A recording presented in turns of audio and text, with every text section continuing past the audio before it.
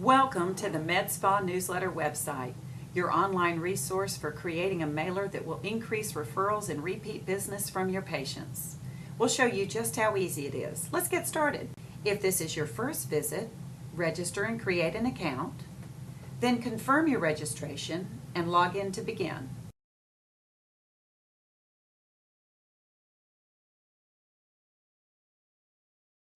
Here's your user workroom. To get started, click the New Project button.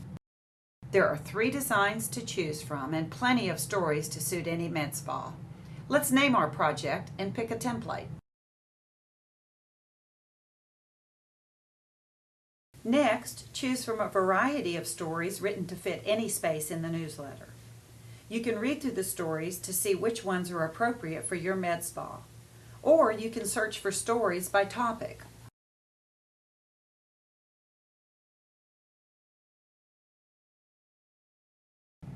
And there's a handy editorial chart that gives you a worksheet to organize your stories and photos. Print this out, then enter the information you want to include in your newsletter. The website also provides several photos you can use in your newsletter. Later, we'll show you how to upload your own images. You may want to use coupons, but we'll skip that for now. Okay, we're ready to start working on your newsletter. You'll begin with a template. Let's place a few stories. You'll do this by selecting a story and holding the mouse button down as you drag and drop it into position. It works the same way with photos. Select a photo, hold the mouse button down as you drag and drop it into place.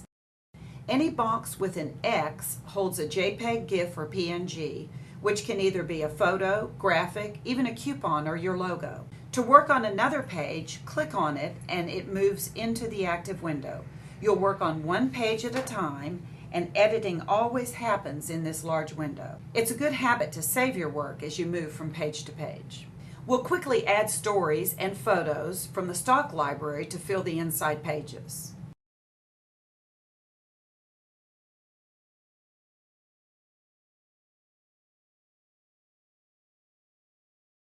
Let's look at the mailing panel of your newsletter. Zoom in to see your company name and address.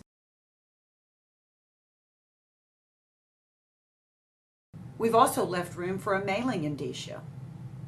You can add your own indicia if you have one, or leave the box blank to indicate where a stamp might go. Now, let's add a story of your own. Click Add Story, and then type directly into the story editor box. Or copy and paste a story you've previously written.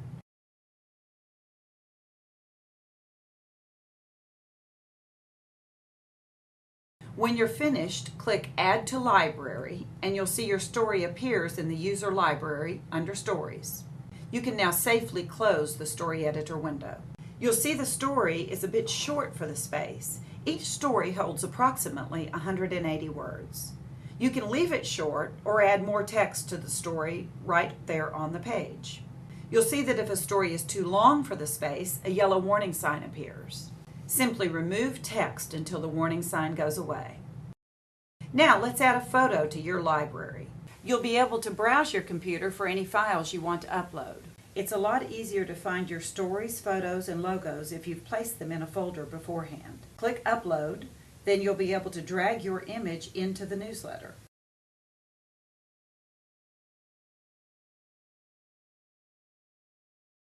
If the image becomes less than 300 dpi, a warning sign appears. You'll be able to resize the photo as well as reposition it in the box. If reducing the image doesn't make the warning sign disappear, you may need to upload a higher quality image. If you have a company logo, you'll add it in the same manner as you did a photo.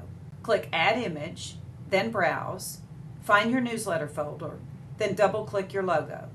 Be sure you've saved it as a JPEG, GIF, or PNG. There are 2 places where your logo can appear. One is on the front cover above your company name. The second place is by the return address area, where you'll see that your logo automatically appears here once you place it on the front cover.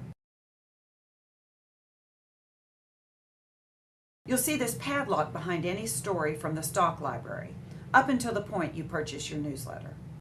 But for now, you'll be able to edit headlines and captions of stock stories.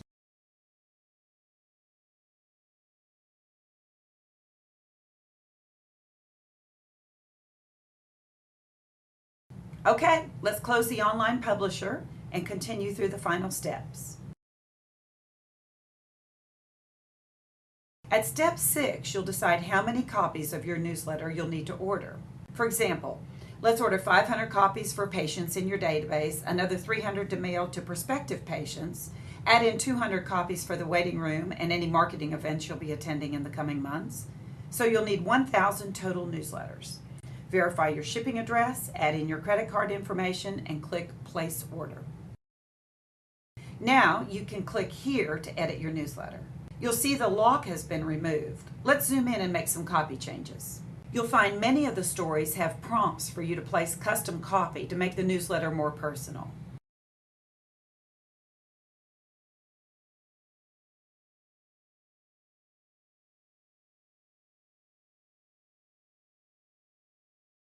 When you make edits to a story, be sure to check to see that the bottom length didn't overflow.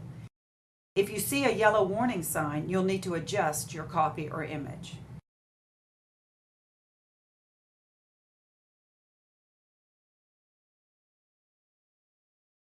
When you've finished with your edits, save and close to return to step 8, where you can now publish your newsletter. You're almost done. Because you'll no longer be able to make changes, you'll be asked to confirm that you're ready to print your newsletter. Clicking No gives you a chance to return to edit your newsletter. Clicking Yes sends your newsletter to print. Clicking Continue takes you back to the workroom where you'll see your newsletter status is published. That's it. It takes about 5 days to print your newsletter, then we'll ship them to you UPS. Thanks for watching. Now it's your turn.